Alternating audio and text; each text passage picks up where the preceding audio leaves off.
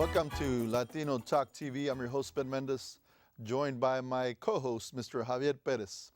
Today, we're going to talk to Mr. Jonathan Gwynn. No, you had it right first time. Jonathan. I can't even speak. That's a Star Wars name. Star Wars name. Yeah. But first, we're going to talk a little politics. As you know, we had the mayor's inauguration today. And City Council. And City Council. At the Jones Hall. At the Jones Hall. It was packed, Ben. Yeah. It was packed. We had a lot of people that said they were going to go, but they couldn't get in. They could not get in. They turned them, turned hundreds of people away. Well, I tell you what, there was a lot of people trying to get in. A lot of people wanted that ticket. Yeah. They wanted to see Sylvester Turner take the oath of office again, because they already took it once at City Hall. Yeah. But this time in front of everybody. So hats off to Mayor Sylvester Turner. I'm going to have to remember how to say Mayor Sylvester instead of State Rep Sylvester Turner. The mayor has a big task in front of him. There was just recently a report about the pensions that came out. There was an audit done. It just came out a couple days ago.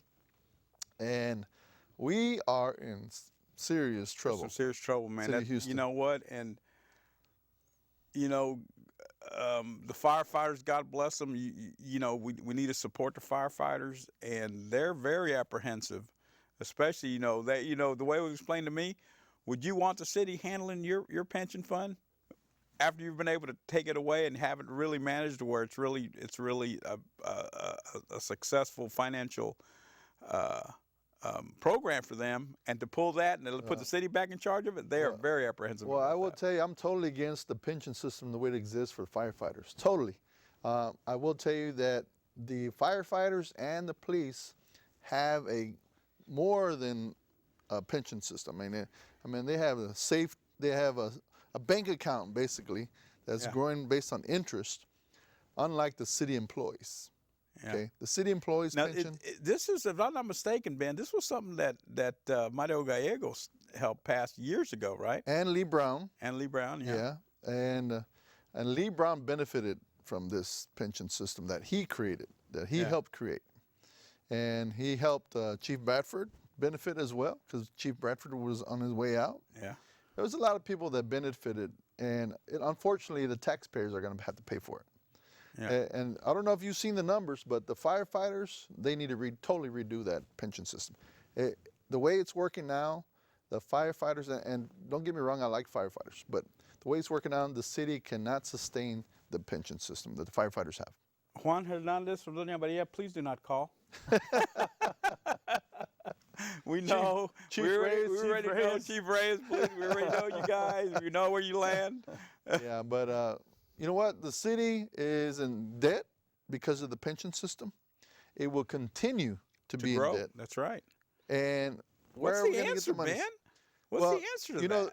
It's kind of funny. The growth of money's coming in the city is 10%, based on revenues that the city gets from taxes and all that good stuff.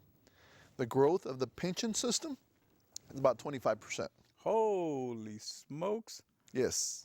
It only gets bigger and bigger and bigger. People are living longer and longer and longer. Yeah. Yes. So unless they fix the pension system, City of Houston, guess what? We are going to be broke. They say that something has to be done now. Yes. That's for sure. Yeah.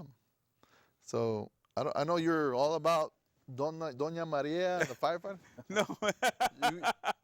You want a city, or do you want Doña Maria? He won't give me my menudo on Sunday morning unless I back the firefighters' pension plan. Yeah. So let's talk about something a little bit more positive. Okay. Now, we had the Houston Texans win their game. Holy smokes, man. Wasn't that something? Yeah. From them to come back from when they were 2-5. So they're in the playoff. They're the number 4 9-7. seed out of 6 in their division, or is it a conference? It's conference. Well, they're the is it a conference? They're conference champ. Okay. Yeah. So well, not conference, divisional. They're division head, right? Yeah. So they're gonna play Kansas City, if I'm not mistaken. Yeah. Saturday at 3:20, if I'm not mistaken. 3:20 p.m. So keep in mind it's not Sunday football. Saturday football. And they're playing here. They're playing here. You going to the game? No, not gonna be able to go to the game. You're gonna laugh.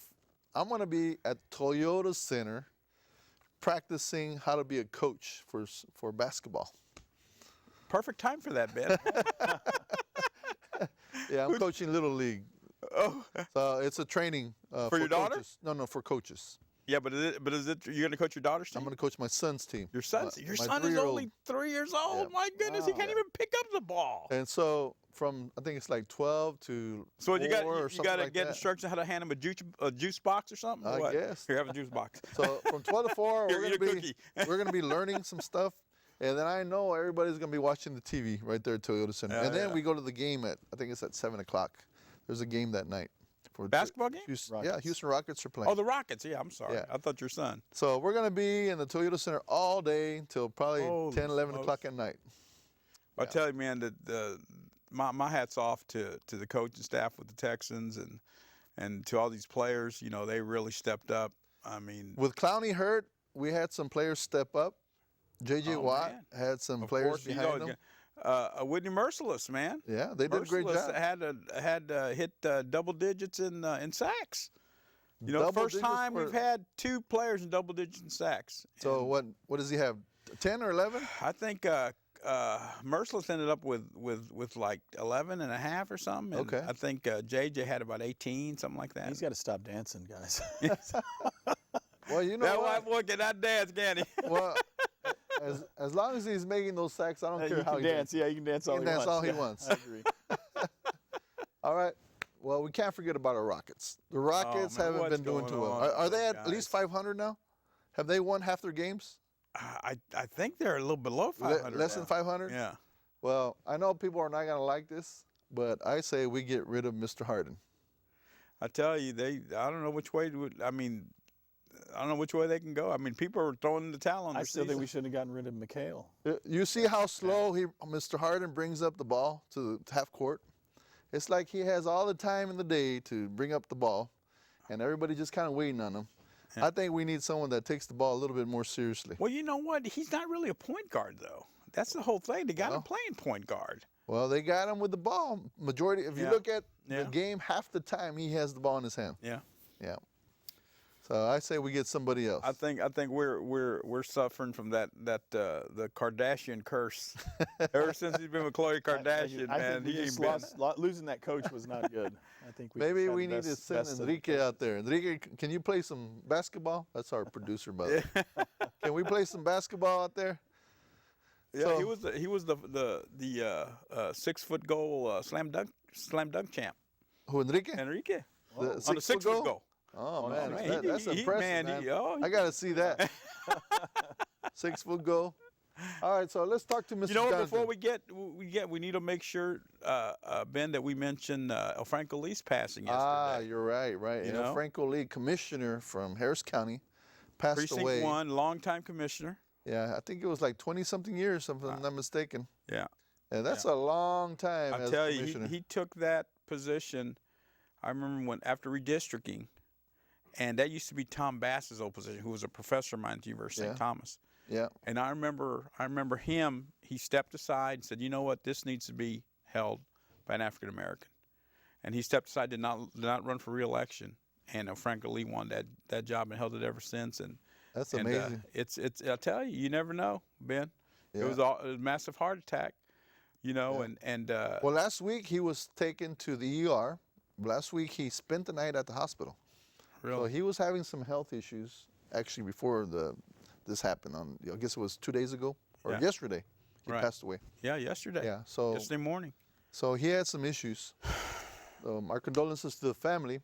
On another note, Adrian Garcia has announced his run for Congress. That's right. And we're going to talk to Mr. Adape, who's running for state representative over there in the southeast part of town by Pasadena. Pasadena and Yeah. Town. So we're going to talk to him a little bit about politics, and we'll talk about Adrian's race with Mr. Adape. But let's talk to Mr. Jonathan. Jonathan, it's always good to see you. Likewise. Thanks for having me, guys. Jonathan, it's Always a great to pleasure. have Jonathan here. You know, let me just say that Jonathan has been he's been working broadcast in the Houston area nationally for many years. But his He's name still is a young man though. But Look his at him. name is not really Jonathan. He's just really starting to get the gray in his beard a little bit, but he's still a young cat. that's you Rico know? Suave. Oh, It's not Jonathan. Rico Now, Suave. now Jonathan was also he's also been an actor.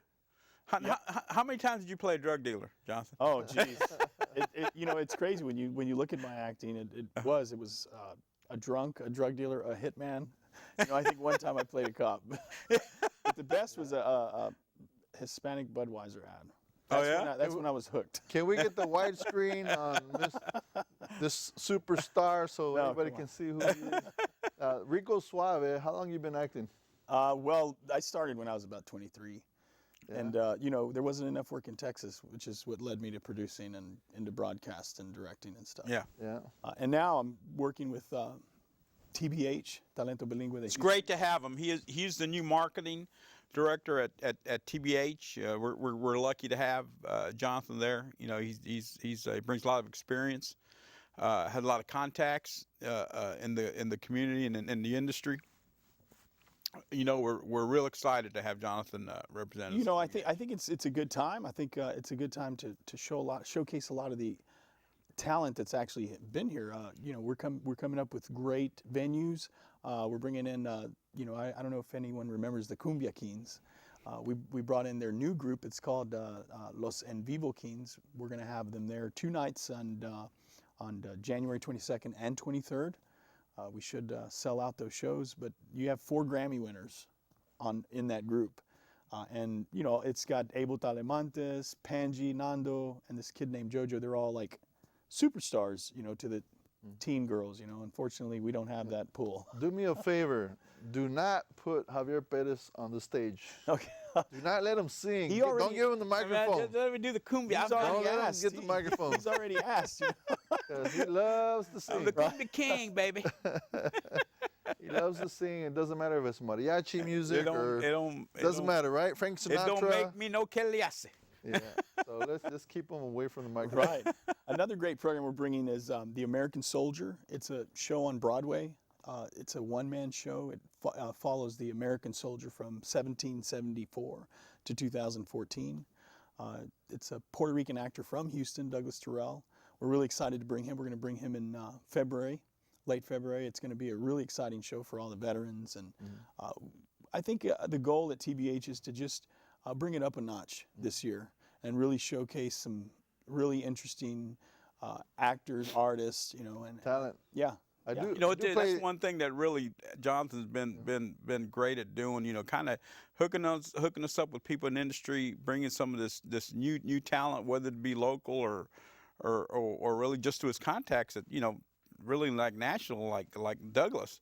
You know. I do play the violin, by the way. Ben, we need to have you on. A lot of people don't realize that, but I'm not a superstar, unfortunately.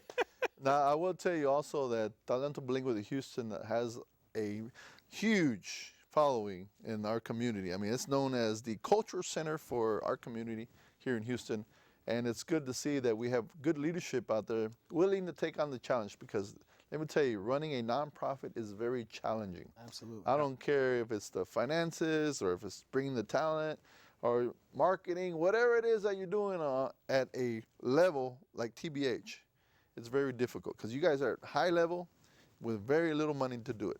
Exactly. Yeah. That's one of the things there. And, you know, I think, Ben, we're going to elevate the amount of teaching we're doing. Yeah. We're going to offer classes like learning how to be a journalist with your smartphone and how you can actually sell your news clips off of your phone. Just look at CNN. I mean, That's right. Those are all news clips from new people media. that have nothing to do with CNN. You know, Jonathan came up with that idea. I think it's a great idea. And I think it's going to be a very popular class that we're going to be able to offer at TBH. It is. Well, the networks are now hiring smartphone producers. Oh, You yeah? know, but you have to actually know how to shoot, know your lighting, you know, kind of like our producer here, you know, he's really good at what he does. And to transfer that from the broadcast side is pretty easy, but we want to teach it to the kids coming up, and along with coding. I think coding is important too. We need to send Enrique over there to that class. Maybe we can get a few tips on how to do that here at the studio. Enrique, are you up for the challenge? Is that a yes? Watch out, man! You're gonna shut off the transmission.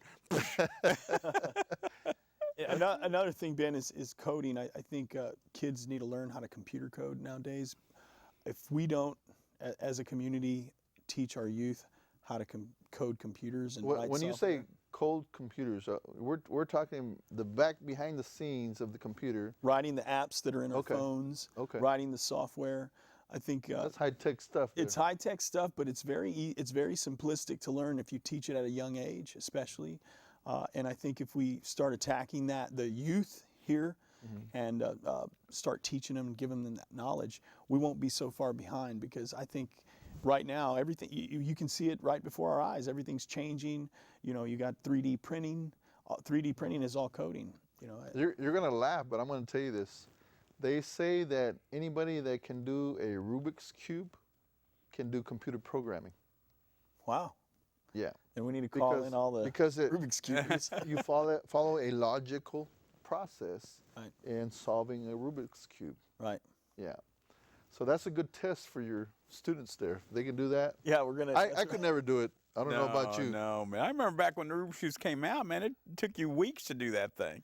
If you could do it in a few days, you were considered, now it's what, 20 seconds? No, I have a hilarious 15 one. seconds? I fooled my entire family, and I was about 6 years old, and what I was doing, I could fix it in less than 15, 20 minutes. I peeled the stickers off. And I had them all fooled until my uncle, my tío, he just busted me. That sounds like Javier Perez. You must be related. Why throwing me under the bus, man? Y'all related? Remember, Ben, I don't do well under vehicles. Pat, I want to hear from Pat. Pat, has Javier ever done anything like that? No, he'll tell you right off the bat. Thumbs up. Yeah. She said yes. Yeah, I can see that. But you know what? The more power to our kids for learning how to do that stuff. You know, having a class, that would be great if you could do something like that at TBH and bring them up to speed, because I obviously am not. I don't know anything about that kind of stuff, but I'm all for educating our kids. Yeah, I think, like you said, Ben, I think it's a challenge under the circumstances that we face with a nonprofit. I'm honored to be there, but it is a challenge, and I think the community has to come out and support us. You know, and you know, we take donations. So you guys at home watching, make sure you log on to tbhcenter.org and join us, because we're doing great things for the community. And I would love to see some mariachis, some kids and adults learning how to play some music on the violin, mariachi music. Yeah. I haven't seen that other than the schools. Well, I know Mecca, our partner, Mecca, they do have a. I know Dr. Steven Esconza. For the kids? I'm sorry, yeah. Okay, how about adults? I'm not sure, but I know they start them pretty early over there. Okay. They start them pretty early over there, so. And that's something we're developing at TBH, Yeah. as well as our music program. We're going to start vocal classes Oh, yeah? first. Yeah. I better brush up on my singing. And Javier's teaching them. No. There you go. I'm teaching them. That's one thing I could never do is sing. That's okay. Ben, I've heard you sing. You do a good job. I don't know what you're talking about. My dad actually was a mariachi singer. Oh, really? Yeah, my dad was a mariachi singer. He actually recorded music. Unfortunately, he's no longer with us, but I have a lot of fond memories of him at parties and all that, family gatherings and so forth.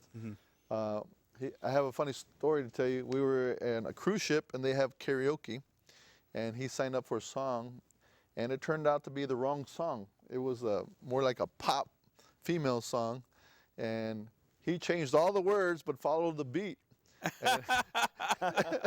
And he was a hit. And I always remember that. That's pretty cool that you can do that. That's something we have in common, Ben. My mom still today is a mariachi singer. Yeah. She Really? sings in Dallas, you know. She sings a lot. She puts on her whole outfit. Whole and gear? everything. Yeah. Well, this guy has a voice on him. And I'm being serious, too. I mean, this guy can sing. I taught him everything he knows. There you go. There you go, yeah. From the No Ben wonder Mendez you did ask School to of play Mariachi. with Los En Vivo Kings. He's like, well, you think they'll let me sing? I said, yeah. Come on, Jonathan. Don't feed that to him. Yeah, we know better. Yeah. Yeah. Well, the other thing I would like to see, and I know we've tried it one time at TBH, is having a band come and do a sit-down performance. Kind of like, what was the name of that group that did it recently? Oh, La Fiebre. La Fiebre did it, where Yeah. you have a sit-down audience and sit down, play a song, and then talk about the song. Or Something like an unplugged. Yeah. I would like to see that with La Mafia. Oh man, I tell you, I would. You know what? They're on our schedule. We talk. I think, and see what folks. you out there out in the audience think what a great event it would be to have somebody like David Lee Garza.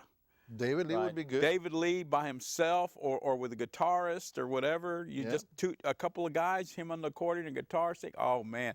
And believe me, David Lee doesn't really take the forefront in his band. True. You know, he has lead singers, but David Lee, if you've ever seen him like at a quinceañera or a wedding, he is really a great singer. He has a great stage presence, but he doesn't really key on that when he has these big events he does. I would love to see David Lee, and I ran that by him the last time. Matter of fact, about a year ago, we contacted him and see how, you know, what he would think about coming in and doing an unplugged. He was following the bus. Hey. With a microphone. You know, that's something like that, man. That's not far from the truth. But yeah, I mean, to bring David Lee in, and we talked to Gary Hobbs also about bringing him. From what I understand, Gary Hobbs is a very very good musician. You know, he's a very skilled musician. Plays several instruments, and to bring him in and have a little up close and personal thing, we think is. And I think that great. comes along with the improvements. Some of the improvements need to happen with our acoustics on our stage, Ben. That's why, you know, ask the community to come out and support us, because we really do need the support so we can have these kinds of venues, because it's really hard to have an unplugged setting when you have this humming noise on the stage. So we're working on that. You keep talking. Well. We have a transformer's giving us problems. And man. we're also working on a media platform right now where people can access a 24-hour radio station through TBH Center and a digital TV network. Wow. There. So we're working on all these plans right now. That's cool. You know, it's going to be an exciting year for us to see how much of it we can develop before the next year. I still need to get my hair cut over there. They want to shave my head over there at TBH. On the stage? You lost a bet, didn't you? You lost a bet, man. Okay. So the highest bidder gets to shave my head off. You should tell them you want to grill instead. U of H football coach. U of H. Grill. Yeah. Go Cougs. Well, I appreciate you coming out. Oh, likewise. Thanks for having me, so Ben. We'll be Always a keeping pleasure. in touch to see how you're doing at TBH, see if they haven't run you off. Right? No, we're not going to. If we don't let Javier sing, then I'm gone. So we're going to come back and we're going to talk to Mr. Bernie Aldape. He's running for state representative. I will tell you also, Bernie is a member of NHPO, Yes, he is. member of the Leadership Institute for NHPO, and we're excited for him to run for office. Absolutely, yeah. So we'll be back in 2 minutes. Please don't go away. We'll be back.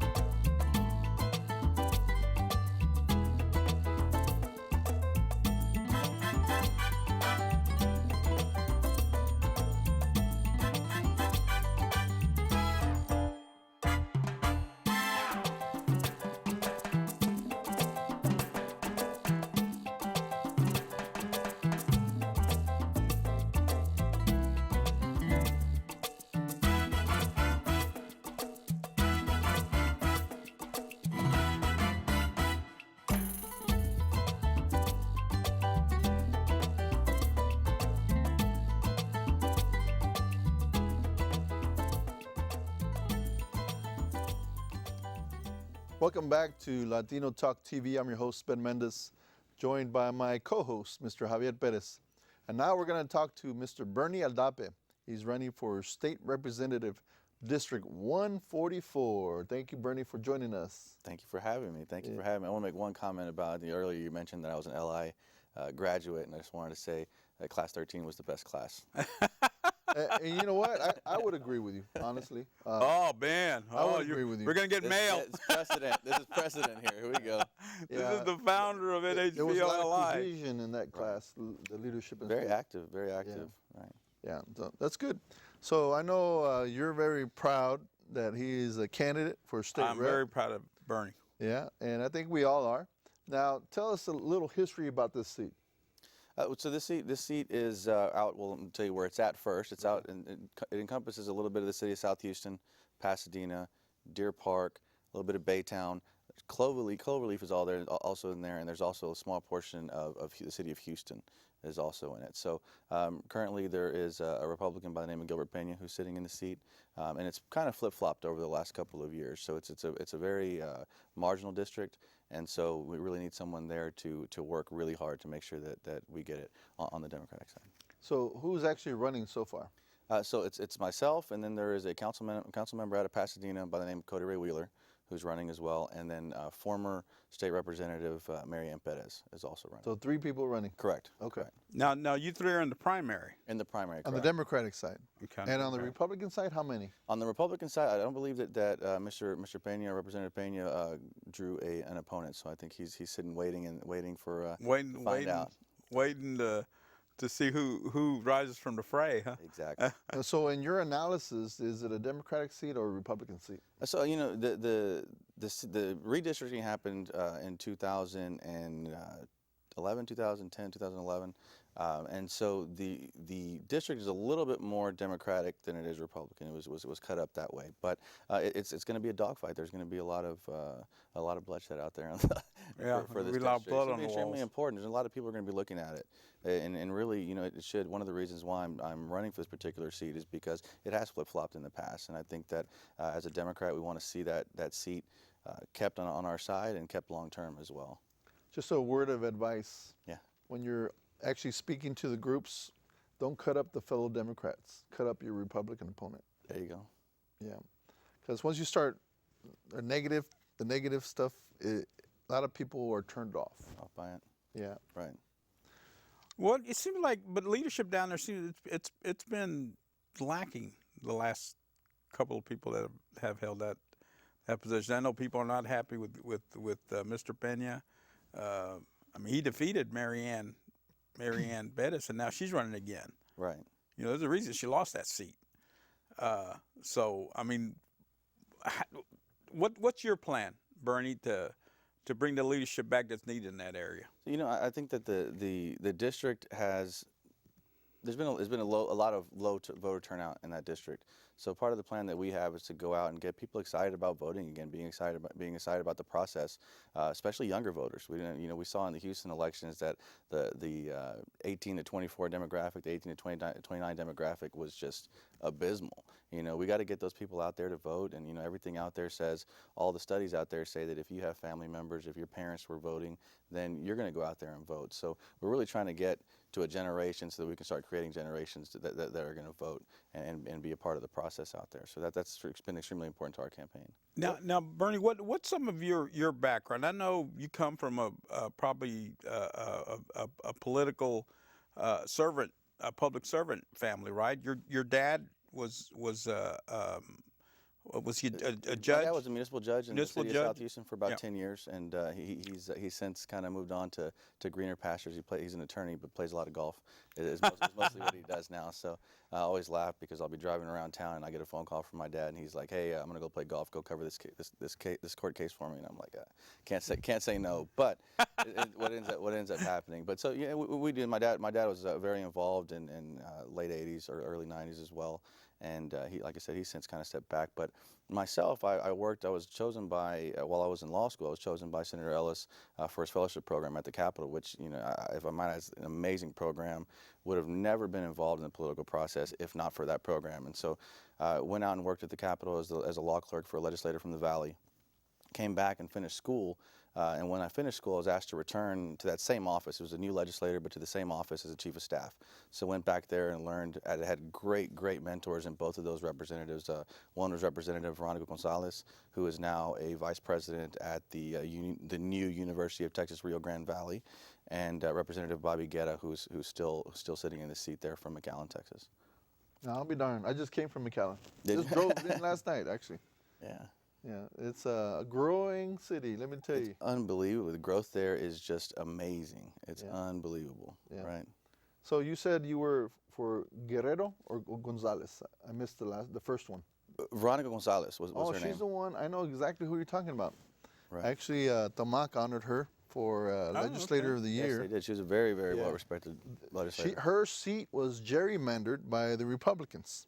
I think Mr. Peña, if I'm not mistaken, Peña was involved in that. Mr. Peña was a state rep from the Valley. And Aaron Peña. Yeah, Aaron Peña. Ironically, my mom used to work for his dad. But Aaron Peña was a Republican, and they redistricted his district, which affected Ms. Gonzalez's district. Right. Yeah, and so as a result, she was, I think, taken out of that district by a block, if I'm not mistaken. It was very close.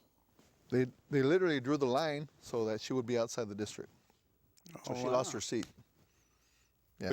But she ran in the new district and won? No, she the seat that was created was a Republican seat, and they put her in it, in the Republican seat, and she couldn't win that district. Oh, I see. Yeah. Well, no, they ended up pulling it back because Representative Guerra, who's also a Democrat, ended up winning that district. So he followed her in that district whenever she decided to go to the Rio Grande Valley school.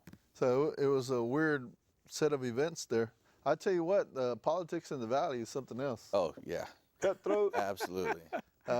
Just like everywhere else, man. I tell you, Texas politics. There's a little abuelitas out there fighting in the streets to get people elected. Sometimes you got to do that. You know, one thing that I like about the Valley politics is those politicians don't look like politicians sometimes. You look at the commissioners and they're all wearing their hats and They're boots. the big old tejanos. Yeah, and they don't even look dressed the part. You know what I mean? That's like real country. I kind of like that. I don't know why. Well, Bernie, I said you have so you're a graduate of UT, right? Correct. And you went to law school there also? No, I went to law school here in Houston at Thurgood Marshall School at Texas Southern University. Okay. So unfortunately, you didn't go to U of H. I did not go to U of H. I've been toying with going back to get an MPA from U of H, so I might end up being a Cougar yet. Okay, so you could have been part of the Peach Bowl. Exactly. U of H won, by the way. That's good. Big and Bernie, I know also. I mean, one of the first things I found out. Now you were you're a combat veteran. Well, I served in the Marine Corps for 6 years. I was part of I was part of a reserve unit that actually is out of Ellington Field, which is a few blocks away from the district. So there's a lot of Marines that still kind of run around here. And you've met Tim Rojas, yeah, a friend of mine who was in the Marine Corps with me. But we did one tour in Iraq, and I spent a little time in Africa. So yeah, absolutely. Wow. You know, I tell you, I might have mentioned it before, but Tim Rojas gave Brent, I think, what was one of the greatest compliments you can give another person. When he said, you know, because y'all served on the same fire team together, correct. Right? Well, we served on the same squad. We're both fire team leaders, correct? And he said, you know what? And he told me I would follow that man into battle anywhere. And I think that's the greatest compliment you can give another person, because you're putting your life in his hands. And for him to say, you know, I would follow him anywhere in battle, that's the greatest compliment, you know. And that says a lot about the leadership ability of Bernie. You know, somebody like that, somebody that you can go to war with, is somebody that I'll vote for. You know, so. I'll follow you to Burger King. And I probably go there more often. Just kidding. Come on, liven up, man. Liven up. We got Enrique all serious over there. We got to laugh a little bit, man. Life is too short not to laugh. But I'll tell you what, that district has some severe issues with the oil and gas industry. Absolutely. It's very, very tied into the petrochemical industry. Mm-hmm. So a lot of very, very hardworking people out there who kind of ride the ebbs and lows of the oil industry. Yeah, but I will tell you that there's a lot of people that would say that they have paid off some state reps, some senators, so that the environmental issues that they bring up are kind of pushed aside and nobody wants to talk about them. And we need a fighter that's going to take on these environmental institutions, if you will, that refuse to talk about all the cancer that we have in our neighborhoods. If you go just Manchester, which is just south of 610, we have the highest cancer rate for children in the state of Texas, the highest rate. And yet, what do we hear about it? We don't hear anything about it. Right. Yeah. Right. Because the state reps and the senators have been bought off. Now, I'm not saying all of them. I'm just saying that the oil and gas industry really spent some money on lobbying our state reps. Absolutely. You know, I think it's important. A few days ago or last week, prior to New Year's, I was talking to some folks from the, I believe it's called the Clean Air Alliance here in Houston, and they go through and they test air and they do these types of things. And you know, I told them it was really important. I think you're absolutely right. The lobby industry behind these companies is just, I mean, enormous. So the money that's being put behind them, it's one of those. It's a very difficult thing to tackle. So how do you combat that? And you combat that like you combat any other issue, any other kind of social issue. Is you put feet on the ground.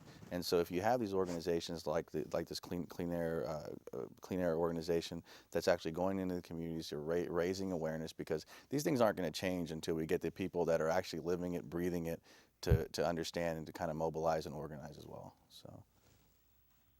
I tell you, that is a serious problem out there, Ben. Yeah, and where's our leadership? Yeah. Who's bringing it up? It just said no, and it seemed just to be swept under the rug. You know, you don't hear a lot about it. Yeah, well, Yeah. Again, it goes back to the deep pockets. Yeah. You know, you have lobbyists that wine and dine our folks, and you know, they give them a couple dollars for their contribution on the campaign, and it's all hushed. Kind of just to pay for their silence, huh, on the issue. That's absolutely what happens, and we, as the people, let it happen. Yeah. Agreed. Yeah, and so I would like to see a fighter, and not just that issue. I'm talking about just issues in general. I mean, if our people cannot stand up for themselves, then our leadership needs to stand up for them. Absolutely. Yeah. Absolutely. So what other issues are out there? Well, I think to me, one of the most important issues, especially facing that area of town, is education. I mean, the budget cuts. My first time at the Capitol was as a law clerk was during the 82nd legislature when the budget cuts happened. And I mean, just to hear the stories and to know that we have educators out there who want to teach kids and aren't getting compensated for it and are being stressed out to the point where they just don't want to teach anymore because of these tests that the kids have to take. So education is a big deal in terms of finding money to fund education in those areas, because it trickles into everything else. It trickles into the criminal justice system. It trickles into the healthcare system, and we really need to find a way to make sure that our schools are fully funded. And one thing that, this has nothing really to do with you, but indirectly it does, because Pasadena has one of the largest Hispanic populations in the Houston area. You know, I don't know, what is it, 50% now? 60%? It's a little bit higher than that. Okay. Absolutely. 60% Latino.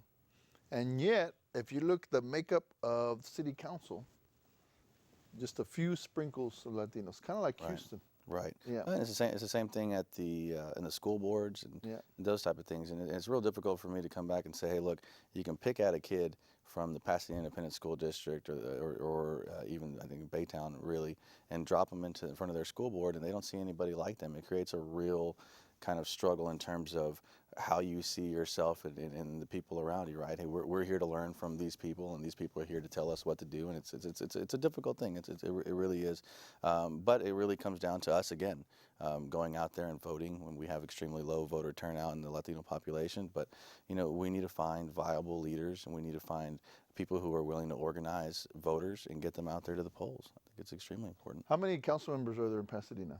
There are 8. 8 and 2 Latino? 2 Latino. Okay. Correct. Well, they have a better percentage than Houston. Yeah. We're 1 out of 17 if you include the mayor. Yeah. Yeah. That's right. Yeah.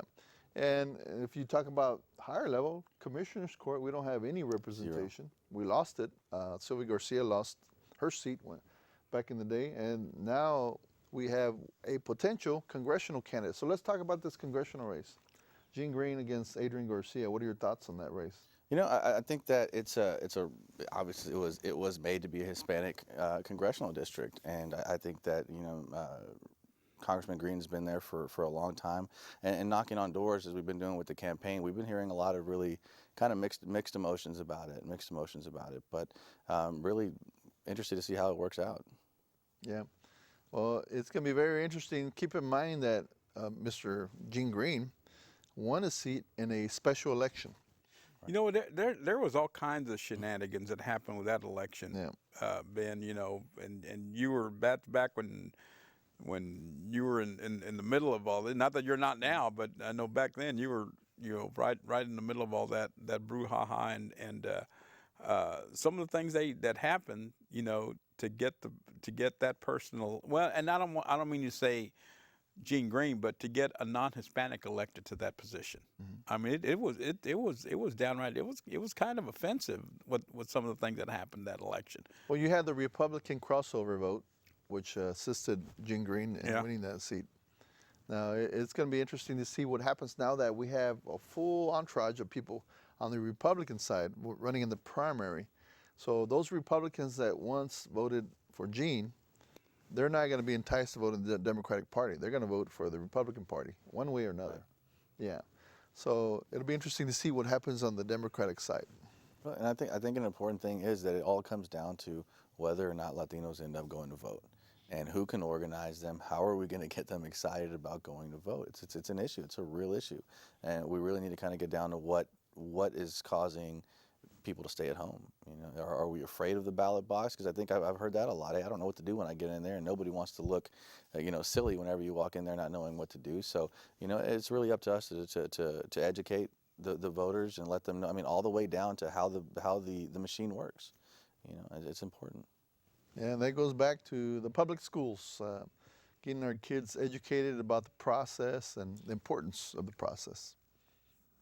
I tell you, Ben, it's we got a lot of problems, not only in that part of town, but really in the Latino community in general, as far as getting that voter turnout at. I mean, I think people don't realize how much better our situation would be if we would just get out and do that basic thing of just going out and voting, and we have to drive that message home. I mean, the voter turnout from the Latino community, I mean, we need to quit thinking that it doesn't matter. I mean, there are 500 voters in Florida that changed the course of this country. 8 years ago or whatever it was. I mean, and I personally, I know 500 people that I know that probably didn't vote. Right. So I mean, you have to, they have to realize the strength of just that one man, one vote concept that we have in this country. I mean, it could really make a difference, and we just don't seem to realize that. Seem to put the importance of it where it belongs. But man, I mean, if I think it would change our lives. We could just realize that and get the people out to vote and get some leaders in there that are really going to help our community. Well, I'm excited about the opportunity for Latinos in this presidential race. Even though I'm not a Republican, I see Marco Rubio, Ted Cruz, unfortunately, as Latinos that actually have brought up our community at the national level. Joaquin Castro, Julian Castro, those are other names that I see at the forefront. So I'm excited about the future of Latinos at the national level in this presidential race. Who knows if Joaquin or Julian becomes the vice presidential candidate for Hillary? If everybody's talking about it, if that happens. If Marco Rubio becomes the vice presidential candidate, or even Ted Cruz for whether it be Trump or whoever it might be, I think it's a great thing. I want to see a Latino in the White House, whether it be VP or president, preferably president. But I'll take VP for now. I'll settle for that for now. Yeah. But it'll be interesting to see what also happens with Hillary Clinton, if she actually has an opponent that is going to bring any votes in, because obviously Hillary right now is the front runner in the Democratic Party. Trump, everybody says he will never make it. I'm one of those that said that he would never make it, but look at him. Yeah. He still continues to lead in the presidential primary. In Iowa, which is coming up in about a month. Yeah. Now, scary thing, you have Ted Cruz in the front of those polls in Iowa. Yeah. Yeah. So, man, a lot can happen. Once you see the momentum, it's going to shift, because if Ted Cruz is in front at the pack, on the first election, there's no telling what will happen in the second election, third election. By the time it gets to Houston, Texas, and we'll have a March primary, we'll have several states that have voted by then. Yeah. So that momentum can go either way. Wherever the trunk goes, that's where the body's going to go. That's true. Yeah. That's true, Ben. Yeah, so we'll see. March, what is it? March, what's the date of your election? March 1st. March 1st. That's going to Early- be early doomsday. That's Super Tuesday? It is. Doomsday Tuesday. for some of the candidates. So they'll find out if they win or lose. February 16th through the 26th is early voting, so make sure we get those dates out there as well. One more time. February 16th through the 26th, early voting. Got that? I got So that. February is actual election. So those of you that do mail ballots, submit your application, right? Absolutely. When are they Absolutely. first taking applications? I believe January 1st was the first day, so they're taking them now. Okay. So you can actually apply for your mail ballot. I know you need one. You're what, 65 and older? Pat, how old is Javier? I just hit 57, man. Just had a birthday 57? last week. Oh, you don't qualify for the mail ballot. Hey, Enrique does. I qualify for the senior meal at Denny's now. So Denny's, that's cool, you get that. There you 10 go. Yeah, what is it? man. 10% discount? Yeah, something like that. Yeah. You get a free I'm cool meal with or that. something? I was flashing my ID. Hey, I get the But they the still have senior one at discount. Louis, too. Hey. Hey, that's great. Man, I wish I can get the senior discount. Now, let's get back to your race. Now, in the past couple years, we've seen a redistricting that has hurt Democrats because the Republican was the majority during the redistricting, obviously. So has this seat, was it originally Republican and then it became Democrat, or There was a Republican who sat in it for quite a while, and it did. It was cut, like we said, to be a little bit more what they call Hispanic Opportunity District, and would have been on a Democratic side. So, but just a little bit. So I mean, we're really talking a swing district here. Could go either way. But it did sit in a Republican. I believe his name was Representative Legler. Actually played baseball with his son, who had the seat for quite a while. And I believe he decided he wasn't going to run again after the maps came out. Gotcha. So it was an incumbent that stepped down? Correct. Okay. Correct. And then ultimately he ended up passing away. It's a good. Okay. So he stepped down because of health reasons. Right. Okay. And how long was he in that seat? I'm not sure, but it was quite a while. I would say probably somewhere between 6 and 8 years, something like Okay. that. Right. I'll tell you what, those state reps have been there a long time. Most of the ones that I know have been there 20 plus years. Right. Oh yeah. That's a long time. So whoever gets in, hopefully they can stick it out and represent the Democratic my Party. state rep has been there since I was a precinct judge in the Who's your state rep? Synfronia Thompson. Oh my gosh. yeah, She's been there 40 plus years, I believe. Wow. That's Holy amazing. And I don't even think she gets any opponents anymore. There used Yeah. to be one guy that used to run against her all the time, Gary Chevalier, back probably 20 years ago. So But, did he learn his lesson? Or I guess he did because he couldn't Like, even he get close. got spanked a couple times? That did it, huh? Exactly right. So when are you running for office? When Not me, Ben. when you're running for state rep? Too many skeletons in my closet. When are you running for state rep? Too many skeletons in my closet, You Ben. can still run for mayor. I mean, we got plenty of folks that have skeletons and they're running for mayor. Yeah. Ben, please, let's change the subject. All right. So let's get back to your district again. Now, I know that it's very difficult to reach out to the whole district. What is your strategy? I mean, do you focus like on certain precincts, or do you focus on wherever the wind blows? If there's an event and you're going to hit that event, or what is your strategy? Should we let the cat out of the bag, or Sure. So I mean, obviously there's higher voting precincts that we've been targeting, but the truth of the matter is that we really have been going out there, and I've been making it a point to knock on doors myself. That's been kind of the entirety of our strategy, is that Bernie's going to be knocking on doors, and that's exactly what it is. I got Matt over here, and the poor guy, drag him along with me pretty much every day of the week, and we're knocking on doors, talking to people, listening to what they have to say, and they really appreciate it. And I think it's been it's my favorite part of campaigning, is going and doing the block walking and knocking. How do they respond when you go to the door? There's a lot of mixed responses, You know, sometimes whenever we accidentally knock on a Republican door, they'll slam the door on my face. But hey, it happens. Oh, so you're knocking on Republican doors? We're out there trying to get a larger universe. So we're knocking on a lot of doors. Okay. We're knocking on a lot of doors. Okay. But it has been, we've been doing this since September. So we announced in September. We've been block walking ever since then. So, you know, initially we had a lot of people. Let me see the bottom of your shoes. But, well, actually, I just got these resold. I picked them back up. They just got resold. But we've been block walking since September, and so people were really excited about the fact that we weren't waiting until the last minute to go out and talk to people. We needed to go out there and let them know, hey, this is what we're going to do. This is what we're trying to accomplish, and we need your help. And so it's been very, very kind of humbling to go out there and talk to people and see, you know, what's going on in their lives and how the legislature's affected them. Mm-hmm. Yeah, well, that's the way to do it. I tell you. Yeah, when someone comes to my door, I have a little bit more respect for that person. Yeah.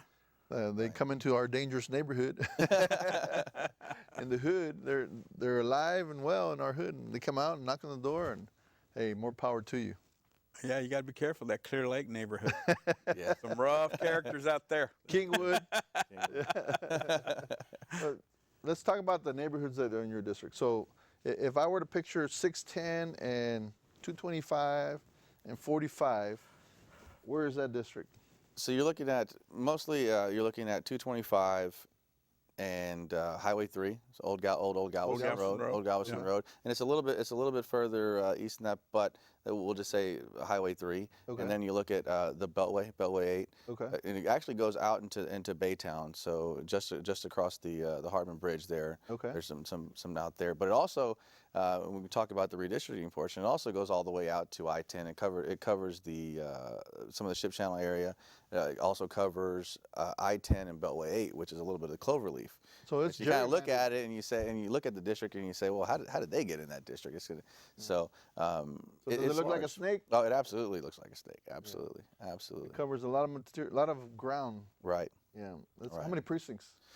I couldn't give you the total amount of Okay. precincts, but it's a good amount of precincts. And how many voters came out to vote last time in this race? In this particular race, in the primary, I'm almost embarrassed to say, but it was about a little over 2,200 voters in the primary. Holy cow. In the primary. The last time there was Wow, that is a small turnout. Yeah. right.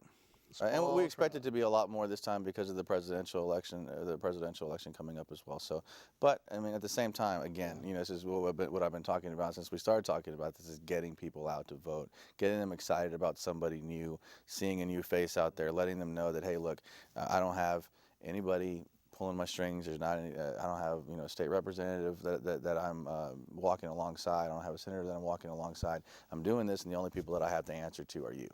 That's You it. have 1,100 votes to get. How about that? Well, we're gunning for a whole lot more than that, but Yeah. yeah. Mm-hmm. 50%, 1,100. Wow, that's amazing. I tell you, so we're basically, you have about 55 days left, right? I believe it's 55 is what we're at. 55 or Yeah. 54. That's right. Yeah. Wow. We got the Still got a countdown. lot Well, of you know work what? ahead of you, March Bernie. 1st. Absolutely, absolutely. March 1st will be here like this. Yeah. February 16th is going to be here. It's a lot sooner than that too. So yeah. You better get them signed up for March 1st, working a poll. Sign up now. Where's your Absolutely. sheet? Exactly. Your sign-in sheet. We're just signing them. It's all digital now. It's crazy. It's all digital. Because It's he all doesn't digital block now. walk, so you need to get him to the poll. I block ride. He sits in his chair at the poll. That's all he does. Right. Yeah. Awesome. Yeah, but no, that's great. I think more power to you. The more people you meet, the better for your campaign. You walk those streets. That's so important. And the other thing, the benefit is you'll see the issues. Absolutely. You see firsthand what's going on out in the community. Right. And you hear firsthand because I'm sure you get an earful. Oh, absolutely, absolutely. You know, when you hear people talk about, hey, man, help me find a job. I need to get a job. And, it's, you know, those are the things that, you know, they might not be on your priority list going into it as a candidate, but you're not like, well, look, the majority of the people here are saying, hey, we need more jobs in the area. We need more jobs in this particular field, or we need more training in this particular field. And those are the things that you kind of, you react to, right? You want to make sure you know. You know, we don't even think about this, but the oil and gas industry has suffered big time because of the prices, right? Mm-hmm. So there's a lot of people in oil and gas that have lost their job. Case in point, my brother lost his job in oil and Oh, gas. really? Yeah, he was laid off. I didn't know that, Ben. Yeah, he was laid off. So I'm sure there's a lot of people that have been laid off. Absolutely. Hear about it every day. Yeah, Absolutely. And because that district is oil and gas, I mean, it's like the heart of that district, right? Right. Absolutely. I mean, I can only imagine how many people have lost their jobs over there. Yeah, a lot of them are typically type of contract workers. So, they'll be on a job, and as long as the job is going on 6 or 7 months, and then they'll be out of the job for a couple of months until they find another gig to get on. So, like I said, hardworking people who are just looking to make it. Absolutely. Not to mention, those folks are the first ones to go whenever a company is laying off. They let go of the contractors. Right. Yeah. Right? Yeah. So, yeah, no, I can see that most definitely. Now, the other interesting thing about that district is the Port of Houston. Right. Yeah. So the port brings in trillions of dollars, not just for the port itself, but I'm talking about just in general. Right. There's a lot of traffic over there and a lot of things happening. What are some of the main issues over there with the port? I've kind of looked, and some of the people that I've talked about I've talked to have discussed and said, hey, look, a lot of these jobs that are coming out of the port are getting essentially outsourced, right? We're bringing in people from other countries to take care of these jobs, and I think that what's really important to our district, especially, is that we get programs in place for the people in our district, so that they're prepared and that they're trained to take some of these jobs that are being taken by people from other countries, and we're bringing them in, and we need to make sure that we're trained and we're ready to take those jobs. Yeah. Well, I appreciate you coming out. Absolutely. Thank you for having me. Hopefully you can come out soon, and we'll talk politics again. Bernie, and I know your sister, Crystal. Right. She was in the LI class, this class 14. Yeah. She just took a new job in New York City, New York City, right? Absolutely. Yale New York. graduate. Yale graduate. All The right. Well, Yaley, as that they call said, Good luck to her. We'll see you next week, 6 o'clock, every Monday night, live TV. Until next week, we'll see you.